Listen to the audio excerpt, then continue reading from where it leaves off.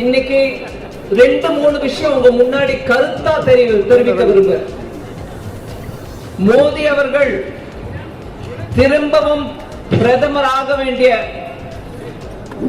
சந்தர்ப்பத்தில் நமக்கு இங்க மீட் ஆறோம், சந்திக்கிறோம். நான் கொஞ்சம் தெலுங்கு கொஞ்சம் தமிழ் பேசுன்னு நம்ம வெற்றி வேட்பாளர் எனக்கு அறிவுறுத்தினார்.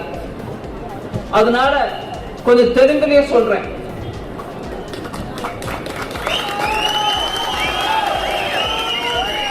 మన భారతదేశానికే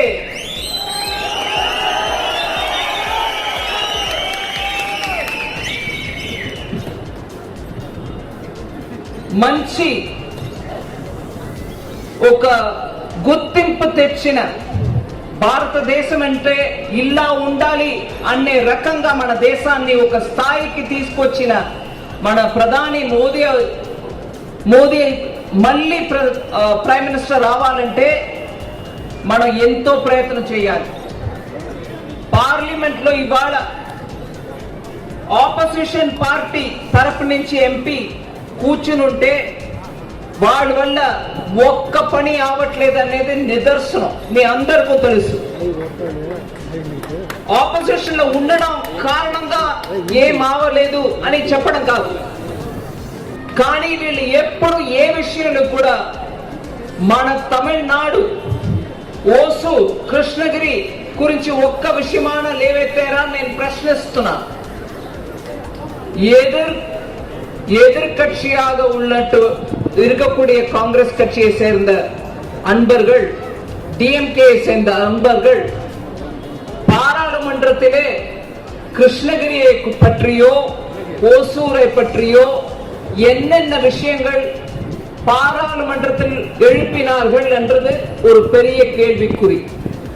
ஆட்சியில் இருக்கக்கூடிய கட்சி பிஜேபி. எத்தனையோ எதிர்கட்சி ஆளுமையில் இருக்கக்கூடிய மாநிலங்கள்ல கூட பலவித ஸ்கீம் மூலமாக, திட்டங்கள் மூலமாக மக்களுக்கு எத்தனையோ திட்டங்களை எடுத்துன்னு வந்து அவங்களுக்கு நல்லது பண்ணிருக்கு. நான் உதாரணத்துக்கு சொல்றேன்.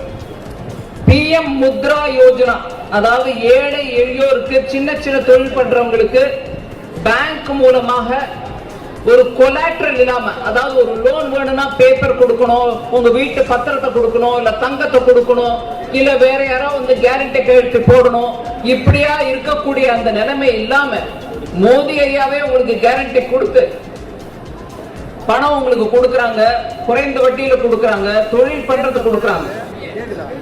நாடு முழுவதும் 27 லட்சம் கோடி ரூபாய் 47 கோடி மக்களுக்கு போய் சேர்ந்திருக்குன்னா கிருஷ்ணகிரி மாவட்டத்துக்கு மாத்திரம் 5427 கோடி ரூபாய் கிடைச்சிருக்கு. 5 லட்சம் ரூபாய் வரைக்கும் இலவச வசதி உங்களுக்கு ட்ரீட்மெண்ட் கிடைக்கும். அந்த ஆயுஷ்மான் பாரத் திட்டத்துல 64,000 கார்டு கிருஷ்ணகிரி ஒரு மாவட்டத்துக்கு மாத்திரம் கொடுக்கப்பட்டிருக்கு.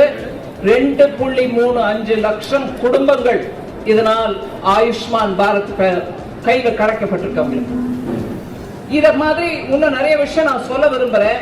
பட் மெயினா ப்ராஜெக்ட்ஸ் பத்தி நம்மளுடைய வெற்றி வேட்பாளர் நரசிம்மன் அவர்கள் சொன்னார்கள். அதுல நான் 2-3 விஷயத்தை உங்களுக்கு சொல்ல விரும்புறேன். ஜனவரி 24, 2024 ஃபவுண்டேஷன் ஸ்டோன் பிரதமர் ஐயா போட்டாங்க. Natural gas pipeline Krishnagiri to Coimbatore section 323 கிலோமீட்டருக்கு அந்த பைப்லைன் வருது. அதன் மூலமா எத்தனை பேருக்கு கேஸ் வசதி கிடைக்கும்ன்றத பத்தி நம்ம யோசிச்சு பார்க்கணும்.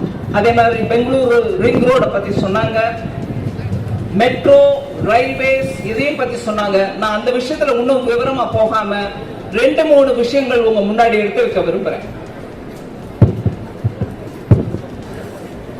கடந்த 10 வருஷமா ஓசூரை சுட்டி இருக்கக்கூடிய கிருஷ்ணகிரி மாவட்டத்தை சேர்ந்த ஊர்கள் எல்லாத்தையும் பாருங்க.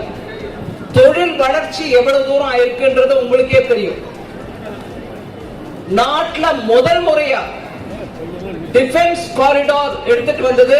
அதுல ஓசூர் ஒரு பாயிண்டா போட்டது பிரதமர் ஐயா முதல்ல 2019 நம்ம அனௌன்ஸ் பண்ணோம்.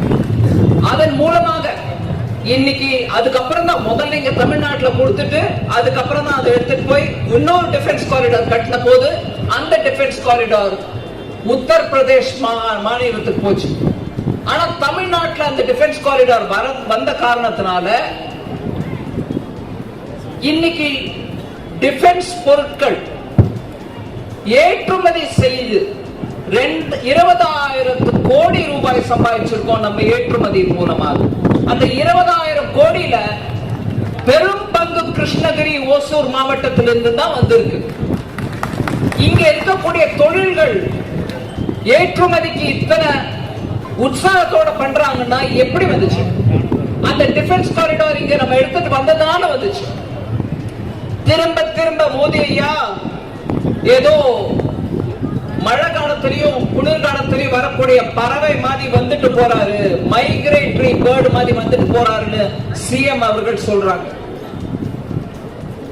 மைக்ரேட்டரி பேர்டு வந்துச்சுன்ற வார்த்தையே தப்பு. இந்த நாட்டில் இருக்கக்கூடிய யார் எங்க வேணாலும் போகலாம் போது பிரதமர் ஐயா தமிழ்நாட்டுக்கு வந்தா அது மைக்ரேட்டரி பேர்டுன்னு சொல்ற அளவுக்கு நம்ம சிஎம் நிலைமை அந்த நிலைமையில் இருக்கிறார். அவர் தொழில் வளர்ச்சிக்கு அடிகோல் நாட்டி டிஃபென்ஸ் காரிடார் எடுத்து வந்தது பிரதமர் மோடி அவர்கள். சரி, அதை இறக்குமதி பண்ணு. ஆனா இப்ப கொடுக்கிற அதே 300 ரூபாயோ 298 ரூபாயோ அதே விலைக்கு தான் நம்ம விற்போம்.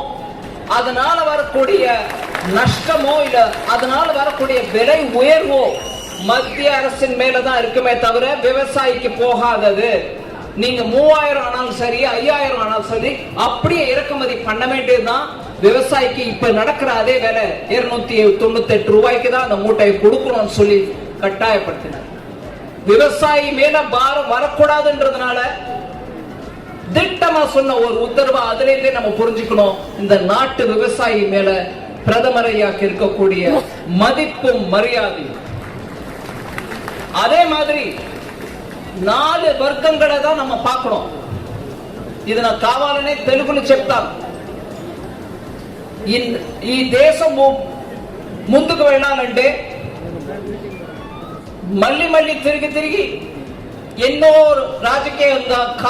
రాజకీయాల కోసం జాతి మత భేదాల గురించి మాట్లాడటం కాదు. మన 4 వర్గాల్ని గుర్తుపెట్టుకోవాలి. బీదవాళ్ళు, రైతులు, మహిళలు, యువకులు. ఈ 4 వర్గాలకి మనం ఏ పని అయినా చేస్తే దాంట్లో ఉన్నటువంటి అన్ని కులాలు, మతాలు, వర్గాలు అందరికీ మంచి జరుగుతుంది.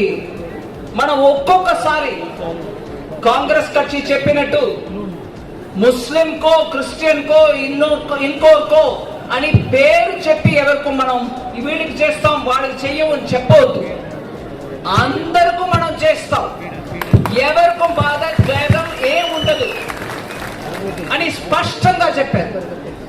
డాక్టర్ మన్మోహన్ సింగ్ ఒక మాట మాట్లాడుతుండగా వీళ్ళకే మైనారిటీస్ ఒక్కరికి వెళ్ళాలి, మిగతా వాళ్ళకి వెళ్ళక్కర్లే అనే రకంగా మాట్లాడారు. ఈ భారతదేశంలో పుట్టిన ప్రతి ఒక్కరికి, బీదవాళ్ళైనా, మహిళలైనా, యువకులైనా, రైతులైనా వాళ్ళకి చెల్లాల్సిన పైసా, చెల్లాల్సిన సదుపాయాలు అన్ని వాళ్ళకి చేరుకోవాలి. అదే ప్రధాని మోదీ వేరే ఏ రకంగా భేదభావాలు చూడకుండా అందరికీ హెల్ప్ చేయాలి. మన అన్ని రాష్ట్రాలు కూడా ముందు రావాలి అని ఆ రకంగా డెవలప్మెంట్ తీసుకెళ్ళాలి అని. అందుకే ఈ 4 వర్గాల గురించి మాట్లాడుతున్నారు, మిగతాది ఏం కాదు. ఇంకా ఎండ ఇంకా పైకి వస్తుంది, మిమ్మల్ని ఇంకా ఈ వేడిలో కూర్చోపెట్టడానికి మనసు ఒప్పట్ల. మీ అందరికీ నేను ఇవాళ ఒక్కమారు చేయి చూపి నమస్కరించి కోరుకునేది ఒకటే, ఈ దేశం బాగుపడాలంటే కరప్షన్ లేనటువంటి నాయకత్వం కావాలి. తన కుటుంబం, తన ఒక్క కుటుంబమే కావాలి, మిగతా వాళ్ళు ఏమైనా సరే అనే రకంగా ఆలోచించకుండా ఈ భారతదేశంలో ఉన్న అందరూ నా కుటుంబమే అని చెప్పే ఆ నేతృత్వం మనకు కావాలి. అది మోదీ అయ్యా ఇవ్వగలిగిన ఆ నేతృత్వం. லட்சம் மக்களுக்கு 6 லட்சத்துக்கு மேற்பட்ட நம்பர்ல கிருஷ்ணகிரியில் இருக்கக்கூடிய மக்களுக்கு பிஎம் முத்ரா லோன் மூலமாக லோன் கிடைச்சிருக்கு. அதாவது 10 லட்சம் சின்ன தொழில் பண்றவங்களுக்கான 10 லட்சத்துக்குரிய லோன். அது ஒரு உதாரணம் சொல்றேன். அதே மாதிரி ஸ்டாண்ட் அப் இந்தியா சின்ன இன்னோவேட்டிவா ஸ்டார்ட் அப்ல பண்றாங்க பெரிய விஷயம். பெங்களூர்ல ஸ்டார்ட் அப்ல பண்ற நம்மளுடைய இளைஞர்கள் எத்தனையோ பிசினஸ் பண்றாங்க. அவங்க இன்னைக்கு உலகம் முழுவதும் போய் அவங்களுடைய திட்டங்கள் அவங்களோட ஐடியாஸ் காமிச்சு கொடுக்கறாங்க. அதுல அவங்களுக்கு வியாபாரம் பெருகுது, அவங்க தொழில் பெருகுது. அது ஒரு பெங்களூரோ இல்ல டெல்லியிலயோ தான் நடக்கும்ன்றது இல்ல. கிருஷ்ணகிரி போல சின்ன ஊர்கள்லயும் அவங்களுக்கு லோன் கொடுக்கப்படுறது. அந்த மாதிரி ஸ்டாண்ட் அப் லோன்ல 10 லட்சத்துல இருந்து 1 கோடி ரூபாய் வரைக்கும் லோனு ஒரு ஆளுக்கு கிடைக்குது. அதுல பெண்களுக்கும் கிடைக்குது. முக்கியமாக எஸ்சி எஸ்டி அதாவது பட்டியல் இனத்து மக்களுக்கும் கிடைக்குது. அதுல 465 பேருக்கு கிருஷ்ணகிரி மாவட்டத்துல 60 கோடி ரூபாய் கிடைச்சிருக்கு. நான் வேணும்னே கொஞ்சம் டேட்டா கொடுக்குறேன். ஏன்னா உங்களுக்கு தெரியணும், நாடு முழுவதும் போய் இவங்க என்னெல்லாமோ பேசுறாங்களே தவிர அது நம்ம கிருஷ்ணகிரிக்கு என்ன இருக்குன்னு கேட்பீங்கன்றதுனால அந்த விவரங்களை எடுத்துட்டு வந்து உங்க முன்னாடி வச்சுட்டு கொஞ்சம் அரசியல் விஷயங்களை அப்ப பேசுறேன்.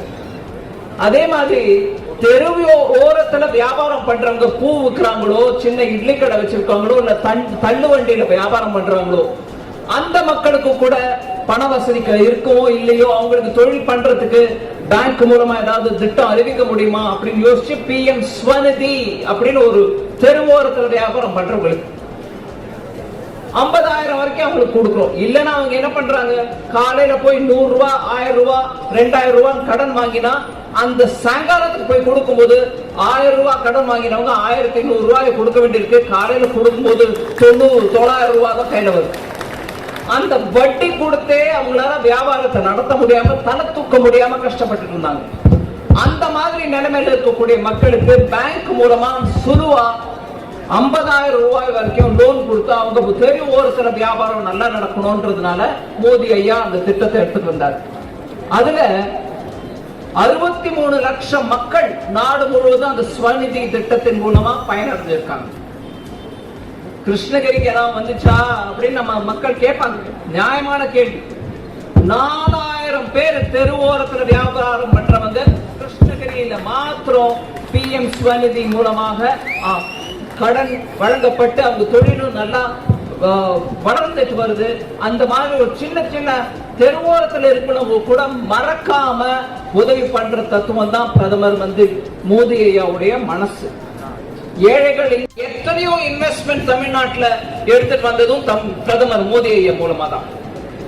இப்படியாக தமிழ்நாட்டுக்கு பிரதமர் வரும்போது ஒவ்வொரு முறையும் கருப்பு கொடி காமிச்சு திரும்பி போ மோடின்னு சொல்ற அவங்க இங்க ஒவ்வொரு மாவட்டத்திலையும் தொழில் எடுத்துட்டு வந்து நல்ல தொழில் நடக்கணும் வரும்போது அவங்க கனெக்ஷனுக்கு மாத்திரம் வந்துடுறாங்க. ஓசூர் மக்கள் அந்த விஷயத்தை எடுத்து சொன்னோம். நீங்க யாரு, தொழில் எடுத்துட்டு வந்தவர் வசூல் பண்றதுல நீங்க எடுத்துட்டு வராத தொழிலுக்கு நீங்க எதுக்கு வசூல் பண்ண வரீங்கன்னு கேட்கணும். தமிழ்நாட்டுல சாராயத்தினால ஒவ்வொரு குடிப்பழக்கத்தினால ஒவ்வொரு குடும்பத்திலும் எவ்வளவு கஷ்டப்படுறாங்கன்னு நம்ம எல்லாருக்கும் தெரியும். அந்த குடிப்பழக்கத்துல நம்ம ஆட்கள் அடிமையாகாம அவங்களுக்கு நல்ல விதமா வேலை வாய்ப்பு கொடுத்து நல்ல குடும்பத்தை காப்பாற்றக்கூடிய அந்த செயல நம்ம எடுத்துட்டு வரணும்னு பார்த்துட்டு இருக்கையில அவங்க ஒரு குடும்பம் வாழணும்ன்றதுக்காக போதை பொருள்களை கூட இறக்குமதி பண்ணி நம்ம இளைஞருடைய வாழ்க்கை முழுக்க பாழாக்கும் அந்த குடும்பத்தை நம்ம திருப்பி ஒரு முறை கூட தேர்ந்தெடுக்க கூடாது என்பது என்னுடைய கைகூப்பி உங்களை கேட்டுக்கொள்ளக்கூடிய ஒரு விண்ணப்பம். 2047 లోపల మన దేశం అమెరికా లాగా జపాన్ లాగా కొరియా లాగా మంచి డెవలప్ అయినటువంటి ఒక దేశంగా ఉండాలి. మన యువకులు ఎక్కడెక్కడో వెళ్ళి ఆ దేశం ఈ దేశం అని అక్కడ బాగుంది, అక్కడ జీతాలు బాగా ఇస్తున్నారు, లేదు నాకు అక్కడ సదుపాయాలు బాగున్నాయని వెళ్ళక్కర్లే. ఈ దేశంలో ఆ జీతాలు ఆ సదుపాయాలు ఇక్కడ మనకు దొరుకుతాయి.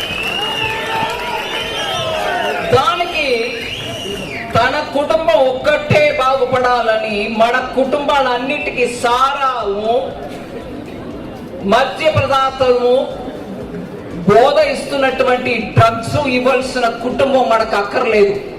వాళ్ళని తిరస్కరించండి. అట్లాంటి కుటుంబం అక్కర్లేదు. మాటకి చెప్పాలంటే ఒంగోలు నుంచి బయలుదేరి వచ్చిన వాళ్ళు తమిళనాడులో ఉండి తమిళనాట్లే మనమే మన భాష మన జనం అని చెప్పుకొని ఉన్నారని అనుకుంటే వాళ్ళు తప్ప మిగతా వాళ్ళ అందరినీ బయట వాళ్ళని మాట్లాడేటువంటి ఆ డిఎంకే పార్టీ మనకు అక్కర్లేదు. ఇంకా మాటని పొడిగించకుండా నేను మళ్ళీ ఒక మారు ఏప్రిల్ 19వ తారీఖు కమలం చిహ్నంలో మీ అందరూ మళ్ళీ మోదీ గారు ప్రధాని కావాలి అని కోరుకుంటూ మీ అందరూ కుటుంబ సభ్యులు అందరూ కలిసి వెళ్ళి కమలంలో తామర చిహ్నంలో ఓటు వేయండి అని మిమ్మల్ని కోరుకుంటున్నా. ஏப்ரல் 19ஆம் தேதி நீங்களும் உங்க குடும்ப உறுப்பினர்கள் எல்லாரும் நண்பர்கள் எல்லாரும் தாமரை சின்னத்துல நம்மளுடைய நரசிம்மன் அவர்களை ஜெயிக்க வைக்கிறதுக்கு ஓசூரை பற்றி கிருஷ்ணகிரியை பற்றி மாவட்ட பாராளுமன்றத்துல நம்ம இந்த கான்ஸ்டிட்யூன்சியை பத்தி பேசுறதுக்கான ஒரு தகுந்த உறுப்பினர் வேட்பாளர் அவருக்கு வாக்களிக்குமாறு உங்க எல்லாரையும் கேட்டுக்கொண்டு ஒரு முறை நான் பாரத் மாதா கி ஜெய் சொல்றேன். நீங்க எல்லாரும் சேர்ந்து சொல்லுங்க. நீங்க சொல்லக்கூடிய அந்த உற்சாகத்துல நீங்க டெஃபினட்டா அன்னைக்கு போய் நரசிம்மன் அவர்களை பிஜேபி அவர்களை மோடி அவர்களை ஜெயிக்க வைப்பீங்க என்ற எனக்கு நம்பிக்கை ஏற்படும். டெல்லி வரைக்கும் கேட்கணும் நீங்க சொல்றது பாரத் மாதா கி பாரத் மாதா கி பாரத் மாதா கி. மத்திய அரசு மோடி அரசு ஏற்கனவே அனுமதி வழங்கிவிட்டது. ஆனால் இந்த 2 மாநில முதல்வர்களும் அதற்காக நிதியை ஒதுக்க வேண்டும். அதிலே 50% நிதியை நம்முடைய அம்மையார் அவர்கள் கொடுக்க வேண்டும். ஆக தவறாக திமுக காங்கிரஸ் செய்கின்ற பிரசாரத்தை முறியடிக்க வேண்டும். மோடி 3 இந்த வரப்போற மாநிலங்களவை லோக்சபாக்கான தேர்தல் திரும்பவும் மோடி மீண்டும் வேண்டும் மோடி என்ற அந்த ஒரு குரலுக்கு ஏற்ப இந்த தேர்தலில் பாரதிய ஜனதா கூட்டணி கட்சிகளுடன் இங்கு மேடையில் அமர்ந்திருக்கும் தலைவர்கள் அனைவருக்கும் நான் என்னோட வணக்கத்தை தெரிவித்துக் கொள்கிறேன். நம்மளுடைய கேண்டிடேட் இருக்கார், வெற்றி வேட்பாளர் நரசிம்மன் அவர்கள். அதே மாதிரி பிஜேபி கூடாது அப்படின்றதுனாலதான் 80 கோடி மக்களுக்கு இன்னைக்கு தேதி வரைக்கும் வரப்போற 5 வருஷத்துக்கும் கூட 80 கோடி மக்களுக்கு ஃப்ரீயா கோதுமை அரிசி கொடுக்கறாங்க ரேஷன் கார்டு மூலமா. ஒரு பைசா நீங்க கொடுக்க தேவை.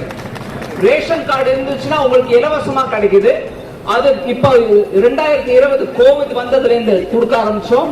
வரப்போற 5 வருஷத்துக்கும் கொடுப்போம்னு ஆல்ரெடி பிரதமர் ஐயா சொல்லி வச்சிருக்காரு. ஏழைகள் அவங்க வீட்டுல சாப்பாட்டுக்கு கஷ்டப்படக்கூடாது. அவங்க வீட்டுல இருக்க பிள்ளைகள் வீட்டுக்கு வரும்போது ஒரு சோறு வச்சு போட முடியாத நிலைமையில எந்த ஒரு தாய்மாரும் இருக்கக்கூடாதுன்றதுனாலதான் அந்த திட்டம் எடுத்துட்டு வந்தது. இதை தவிர ஏழைகளுக்கு பென்ஷன் கொடுக்க முடியுமா?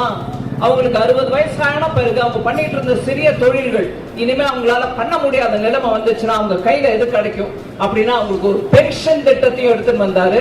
60 வயசு ஆன உடனே அவங்களுக்கு கிடைக்கும் அந்த பென்ஷன் 96,000, அதாவது 10,000 விட கொஞ்சம் 4,000 குறைச்ச 96,000 பேருக்கு கிருஷ்ணகிரி மாவட்டத்துல பென்ஷன் திட்டம் மூலமா கிடைச்சிருக்கு.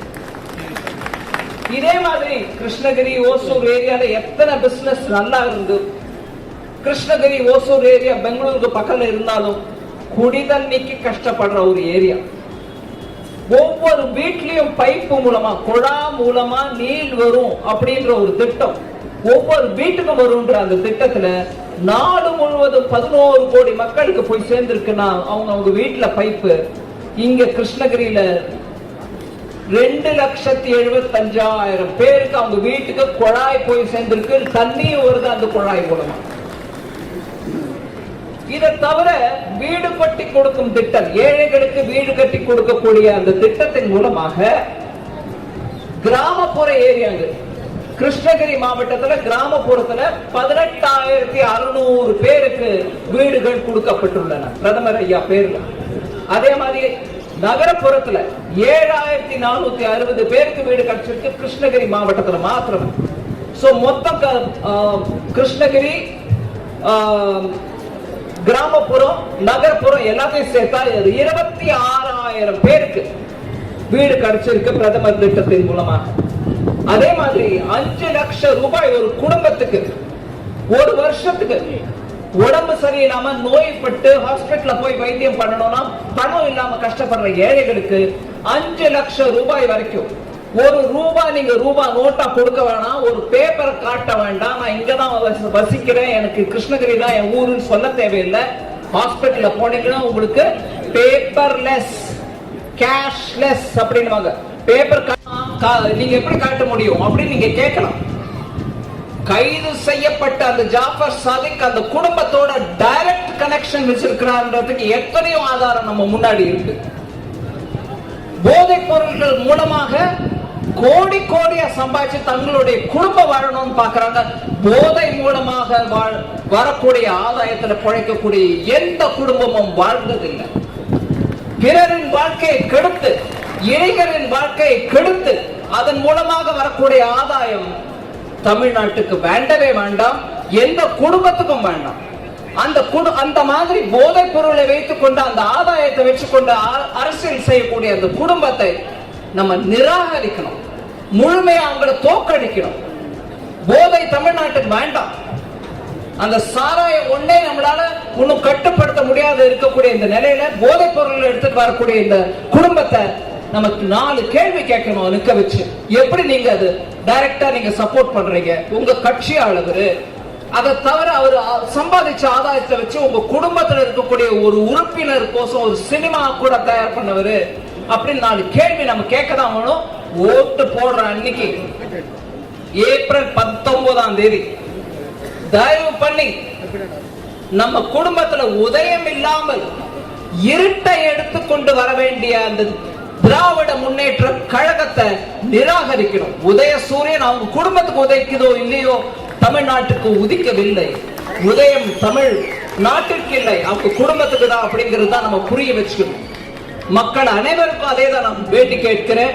இந்த 10 ஆண்டுகள்ல ஏழை எளியோர்கள் ஒவ்வொருத்தரையும் ஞாபகம் வச்சுக்கிட்டு அவங்களுக்கு பலவிதமான திட்டங்கள் மூலமா வேலை வாய்ப்பு கொடுக்கறதுக்கும் சரி, அவங்களுக்கு குடும்பத்துல 4 பணம் கையில இருக்கணும்ன்ற அந்த நிலைமைக்கு பலவித திட்டங்கள் மூலமா எடுத்துட்டு வரக்கூடிய பிரதமர் மோடியை திரும்பி வர வேண்டியதுக்கு ஒவ்வொரு தொகுதியிலிருந்தும் அந்த தொகுதியை பத்தி பார்லிமெண்ட்ல வந்து கேள்வி கேட்டு அந்த தொகுதி விஷயங்களை எடுத்து சொல்லக்கூடிய ஒரு எம்பி, பாராளுமன்ற உறுப்பினர் நம்ம அனைவருக்கும் தேவை. ஓசூருக்கு, கிருஷ்ணகிரிக்கு நம்ம வெற்றி வேட்பாளர் நரசிம்மன் அவர்களுக்கு உங்களுடைய ஆதரவை தர வேண்டும் என்று மிக பணிவன்புடன் கேட்டுக்கொள்கிறேன். மோடி திருப்பி வர வேண்டும். எதுக்கு வரணும்ன்றதுக்கு ஒரே ஒரு விஷயத்தை சொல்லிடுறேன். வெயில்ல இருக்கீங்க நீங்க எல்லாரும். கிராமப்புறத்தில் இருக்கக்கூடிய நம்ம விவசாயிகள் வாழ்வு மலரணும். அதுக்கு விவசாயிகளுக்குரிய எல்லா விதமான சப்போர்ட்டும் வருஷத்துக்கு 6,000 ரூபாய் ஒவ்வொரு குடும்பத்துக்கும் ஒரு விதமான நடுவரோ இல்ல யாரோ நம்ம கிட்ட கமிஷன் எடுத்துக்கூடிய ஆளோ இல்லாம டைரக்டா உங்க அக்கௌண்ட்டுக்கு பணம் போகுது. இன்னும் விவசாயிகளுக்கு எத்தனையோ பண்ணிட்டு தான் இருக்கும். நான் உதாரணத்துக்கு ஒரு முக்கியமா ஒரு விஷயம் சொல்ல விரும்புறேன். ஒரு மூட்டை யூரியாவோ ஃபர்டிலைசரோ இறக்குமதி, எல்லாமே இறக்குமதி தான் பண்றோம். இப்பதான் பீகார்லயும் ஜார்க்கண்ட்லயும் நம்மளே நம்மளுடைய ஃபர்டிலைசர் உரங்களை தயார் பண்ணணும் அப்படின்ட்டு அங்க ஃபேக்டரி திறக்கப்பட்டிருக்கு. முன்னாடி எப்போ இருந்துச்சு, 30 வருஷத்துக்கு முன்னாடி மூடிட்டாங்க. அதை திருப்பி நம்ம அந்த உற்பத்தி நிலைக்கு எடுத்துட்டு வந்து உற்பத்தி தொடக்க வச்சிருக்கோம். 3 வருஷத்துக்கு முன்னாடி நடந்த ஒரு கதையை சொல்றேன் உங்களுக்கு. முக்கியமாக விவசாயிகளுக்கு அது தெரியணும். ஒரு மூட்டை ஃபர்டிலைசர் இறக்குமதி பண்ணா 3000 ரூபாய் செலவாகும். அப்போ விலைவாசி ஜாஸ்தி ஆயிடுச்சு, அந்த கோவிட் காரணமாக, அந்த தொற்று நோயின் காரணமாக. ஆனா அப்பவும் என்ன கூப்பிட்டு பிரதமர் ஐயா சொன்னார், அது